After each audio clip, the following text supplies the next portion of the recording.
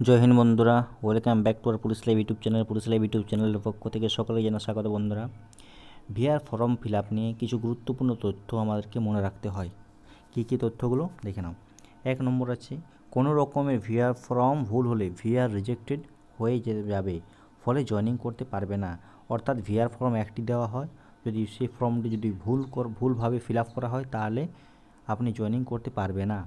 2 নম্বর আছে, VR form fill up করার সময় কাটাকাটি করা যাবে না বা চিসাচিসি করা যাবে না। 3 নম্বর হচ্ছে, প্রতিটি ডকুমেন্ট জেরক্সে গেজেটেড অফিসারের সিগনেচার লাগবে। 4 নম্বরে, পাসপোর্ট সাইজ ফটোগ্রাফ লাগবে 16 কপি। 5 নম্বরে, স্কুল লিভিং স্কুল থেকে দেওয়া হয়। 6 নম্বর হচ্ছে 4 পাস সার্টিফিকেট। 4 পাস সার্টিফিকেটটা পেয়ে যাবেন আপনি প্রাইমারি স্কুল থেকে। 7 নম্বর হচ্ছে বাবা মায়ের ভোটার লিস্ট এবং ভোটার আইডি কার্ড।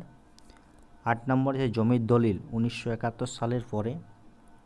9 নম্বর হচ্ছে নিজের সব ডকুমেন্ট বলতে মাধ্যমিক থেকে, যদি আপনি মাধ্যমিক, এইচএস, গ্র্যাজুয়েশন যদি করে থাকেন তাহলে গ্র্যাজুয়েশন, এবং নিজের documents Aadhaar card, voter card, PAN card, এটা সকলেই লাগবে। 10 নম্বর হচ্ছে SC ST OBC caste certificate. 11 number হচ্ছে জন্ম সার্টিফিকেট। যদি কারো জন্ম সার্টিফিকেট না থাকে তাহলে পোলিও কার্ড, যদি দুটোর মধ্যে দুটো যদি না থাকে তাহলে অ্যাডমিট কার্ডে, মাধ্যমিকের যে অ্যাডমিট কার্ড সে অ্যাডমিট কার্ড দিয়েও জয়েনিংটা হয়ে যাবে। যদি কোনো ডকুমেন্টসে ভুল থাকে তবে কোর্টে থেকে এফিডেভিট করিয়ে নেবেন।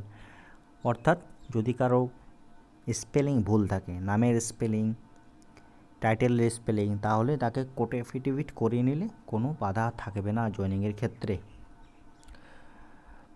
যদি ভিডিওটি ভালো লেগে থাকে তবে এই রকম অথেন্টিক ভিডিও তবে বন্ধুদের মধ্যে শেয়ার করো এবং সাবস্ক্রাইব করে রাখো, যাতে পরবর্তী যে কেস আপডেটগুলি আসতে চলেছে আমার চ্যানেলের থ্রু থেকে আপনারা সকলে পেয়ে যাবেন। জয় হিন্দ বন্ধুরা।